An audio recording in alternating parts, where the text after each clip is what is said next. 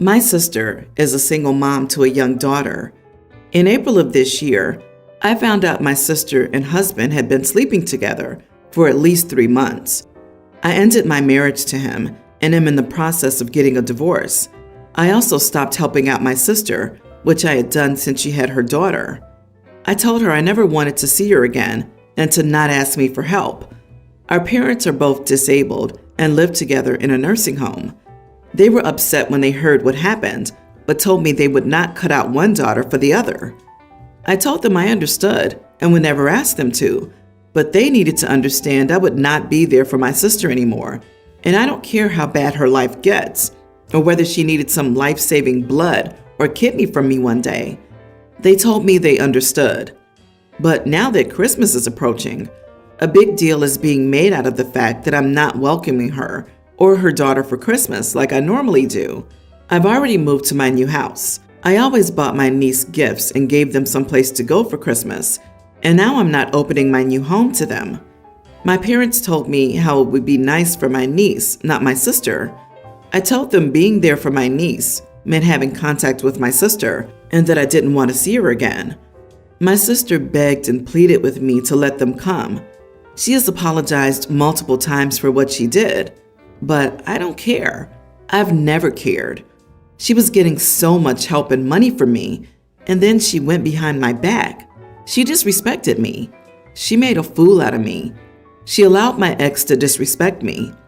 This is not me saying that she's only to blame, but my ex will soon be completely cut from my life, and I want the same to be true for my sister. My sister sent me messages saying her daughter misses me, etc., how she'll be heartbroken if it's just them for Christmas, with almost no gifts. I told her that was her problem to fix, not mine.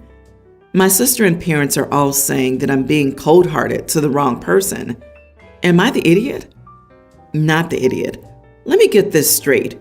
Your sister had an affair with your husband, which you only just found out about several months ago, and she expects to be allowed in your home? And your family's trying to manipulate you and guilt you into letting her be there? No one's Christmas spirit is jolly enough to cancel out sleeping with your spouse behind your back. Come on. You don't just have a sister and a husband problem. You have a family problem. For anyone who isn't going to respect and understand your decision, I'd suggest going low or no contact. The last thing you need to deal with right now is their toxic but family nonsense. If your parents are going to side with your sister, I'd suggest going with no contact, at least for a while. This is absolutely unacceptable on so many levels, and I'm so very sorry for what you're going through right now. Yes, in such a case, the option of not choosing a side is to choose a side. The parents choose the sister's side, asking OP to forgive and do everything, holidays, family gatherings, etc., like before. By doing this, they're saying that what the sister did is not that bad, and it's OP's responsibility to get over it. I would have difficulty forgiving this betrayal, even if I understood how hard it must be for the parents to deal with it. Your sister needs to understand that she ruined this for her daughter, not you. She chose to betray you, knowing full well that she depends on you for favors and money. She made her bed. She lies in it. She's using her daughter to try and restart the relationship, being manipulative. You don't need that kind of negativity in your life. She betrayed you to the degree that apologizing won't fix. And yeah, tell your parents to stop with the neutral facade. They already chose her over you. It's apparent. Is anyone else here worried that OP is footing the bill for several different aspects of her family members' lives? Mom and Dad are in a nursing home, which is not cheap.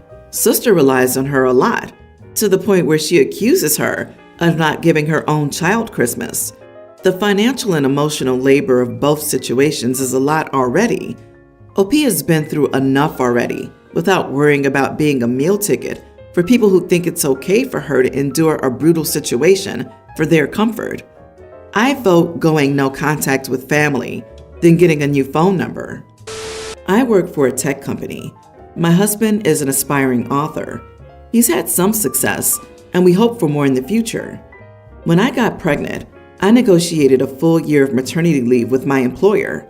In return for the accommodation I made with my employer, I got a month of completely uninterrupted time with my new baby. Then I started taking on tasks from home on my own schedule. On average, it was 15 hours or so a week. My husband writes at home, so we decided that he would be the stay-at-home parent, and when I was working, he would care for our baby. It was a pretty good arrangement, I thought. And it was for about a month. Then he would start ignoring the baby crying or claiming that the baby wanted me, that sort of thing. It began to interfere with my deal with my boss. I told him in no uncertain terms that if he kept interrupting me while I was working, I would hire a nanny for help, but take the funds out of our fund budget that pays for dinners out, vacations, and hobbies. He got the point, and I got my 1 to 2 hours of uninterrupted time every day, until recently. It's almost time for me to return to work full-time. Once again, my employer was very accommodating. They were impressed with my ability to contribute meaningfully to my group during my maternity leave, so they offered me a choice to work from home, work in the office, or a hybrid schedule. I discussed it with my husband, and he said I should work from home to help more with the baby, so I chose to return to the office. I have access to a private room and a freezer to store milk. I can interact with my team, and I enjoy the environment. My husband is saying that I'm being cruel and that my baby needs me. I said I would work from home if he got a job to pay for the nanny, so it didn't affect our budget. He said it didn't make sense. I almost said, "You don't say." He wants me to be the main breadwinner while he tries to get published. He wants to enjoy life in an expensive city, and he wants to stay home to write. Some of these desires are mutually exclusive without him stepping up and giving me time and space to earn a living. We just saw his family for dinner, and he complained to his mom about me leaving him home with the baby and returning to work. She started in on me for my choice. I was embarrassed until his dad spoke up and reminded her that when my husband was born, she was a stay-at-home mom and housewife. He said that that was what my husband signed up for if he didn't want a job. It just became a big argument. Now we're home and I feel bad, and he says he feels emasculated. So we're arguing. I feel like an idiot abandoning him and our baby, and his mom thinks I am. Not the idiot. He feels emasculated? Apart from the fact that that's just an attempt at manipulation, if his masculinity is that fragile, he can fix it by getting a job. So, to clarify, he wants to stay home, not work, and not take care of the baby. Essentially, he wants to contribute nothing to the household in terms of either money or effort. That's absurd. He's beyond entitled and selfish. You have to work because nobody else is. If I were you, I'd be telling him I'll compromise by giving him two options. He stays home and takes care of the baby, or you hire a nanny, and he can get out because he's dead weight at this point. Your father-in-law is right. He signs up for this if he didn't want a job. So he has to pick one, work or childcare. He doesn't get to just say neither. Being able to stay home and work on his writing is a huge luxury, and he seems not appreciative of this chance he has. How are you being cruel and abandoning the baby when you're the one providing for it? This dude needs to step up. I'm sorry, OP. It sounds like you have two babies at home. I'm a 54-year-old male with a daughter who's 28. She's home on break from grad school, getting her PhD. She's only home for 2 weeks because she says she doesn't have any more time, even though she has a month's break. That's been a big thing with her lately. She's constantly too busy to do things with us or help us out, even though she does have time. I got my younger daughter a sweater, and it turns out she already has it. On Friday, I called my older daughter from work and told her she needed to run and exchange it for a different one. She said okay, she'd do it the next day. I said it needed to be done that day to get the best options, and she said she was grading, so she couldn't. I told her that she could continue her grading, run out, and exchange it. She said she wasn't going to slow down her work, and that I should do it when I returned from work that day. So I said I was busy too and didn't feel like running out after a long day of work, and she said neither did she. But she doesn't have a long day of work. She's sitting on her butt at a computer all day and doesn't even have scheduled hours to work. She can do it whenever she wants. Today, things really kicked off because I needed her to pick up an online order for a gift for my mom, her grandma. She again used the excuse of grading. She hadn't even started working yet. It was in the morning, and she was drinking coffee and having breakfast. She said that she needed to have her grades done by today, but I looked it up on the website, and she has until Monday evening. So I called her on her BS, and she said she had other work due on Monday, so she needed to get the grading done today, but wouldn't enlighten me on what this mysterious other work is.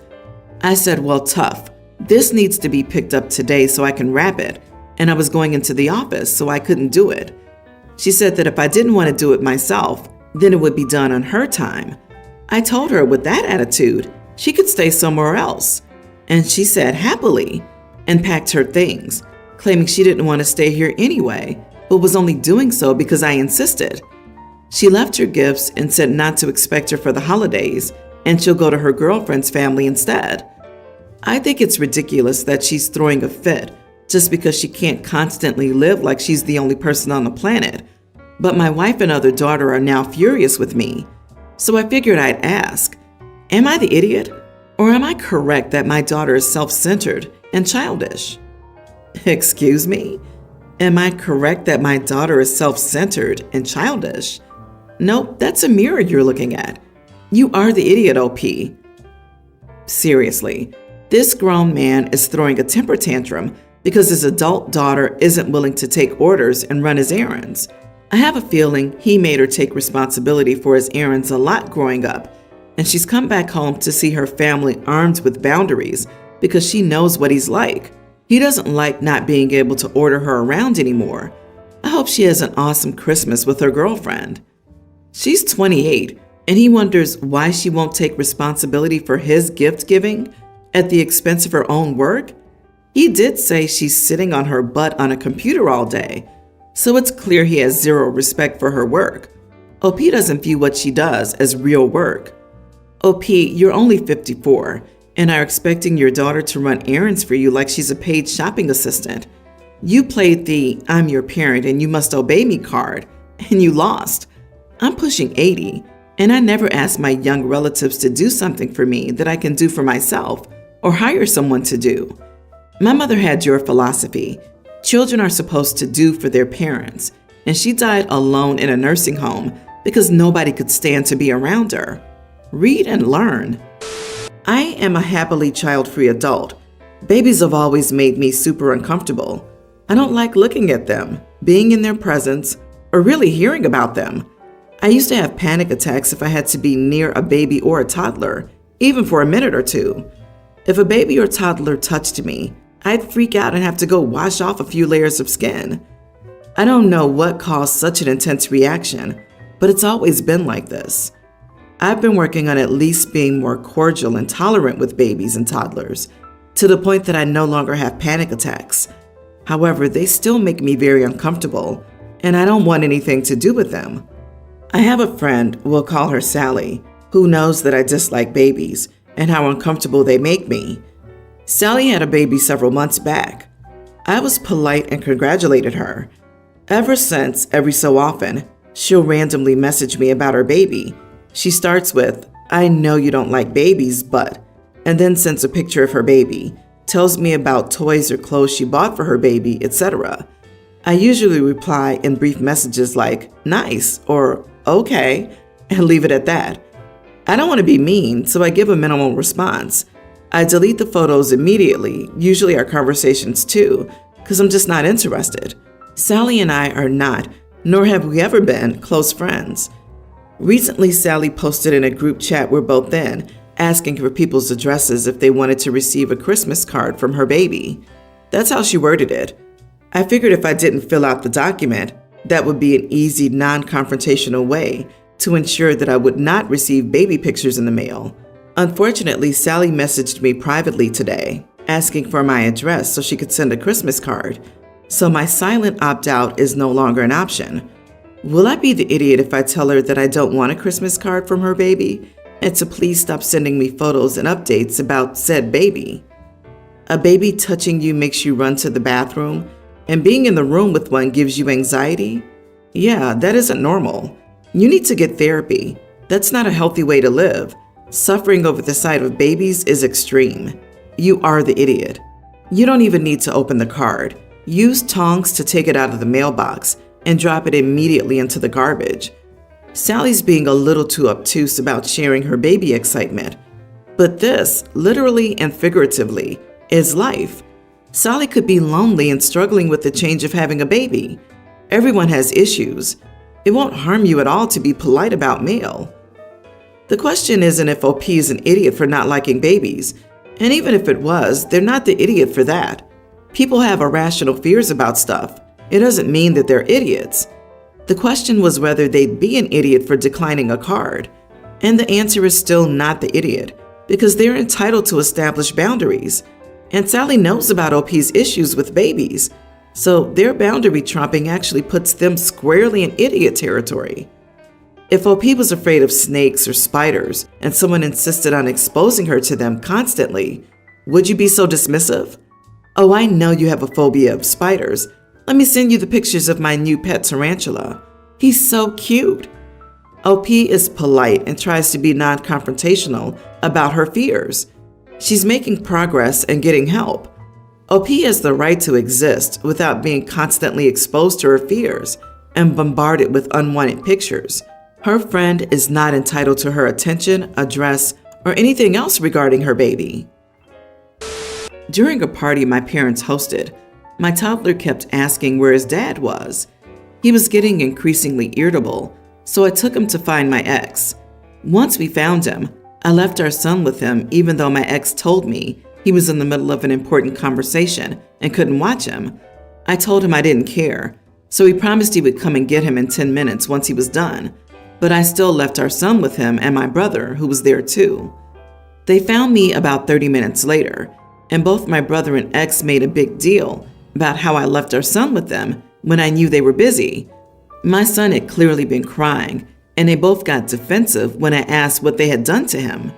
It turns out my son started crying because my ex wasn't paying attention to him, which meant they had to end their conversation so that he could comfort him. So my ex is claiming it's my fault for leaving our son there when I knew he was busy, and he accused me of being intentionally difficult. Am I the idiot? Everyone's the idiot. You suck because you left your child with someone who didn't want to take care of them, even temporarily. Your ex sucks because I can't imagine how important a conversation can be at a family party that someone can't spend time with their child. The only person that doesn't suck is your kid, who's desperate for attention from adults who either ignore him or pawn him off on others. I wish him the best. Without knowing the context of the conversation and the OP's brother also being upset that they had to stop the conversation, it tells us a lot that it really was an important conversation. They wanted 30 minutes to themselves at a family party. OP couldn't find anyone else to entertain her son or look after him herself for a few minutes, so the men are instantly labeled as deadbeats. OP, you can say to your son, "Dad is busy right now. We will get him in a few minutes." Even at 2, patience needs to be taught. Funny, it tells me they're both deadbeats who think their time is more important than the mother's. Because if it was actually important, then they are exceptionally irresponsible people. You should never discuss actually important matters in the middle of a social gathering and the hearing range of everyone. Feeling self-important isn't the same as talking about important things.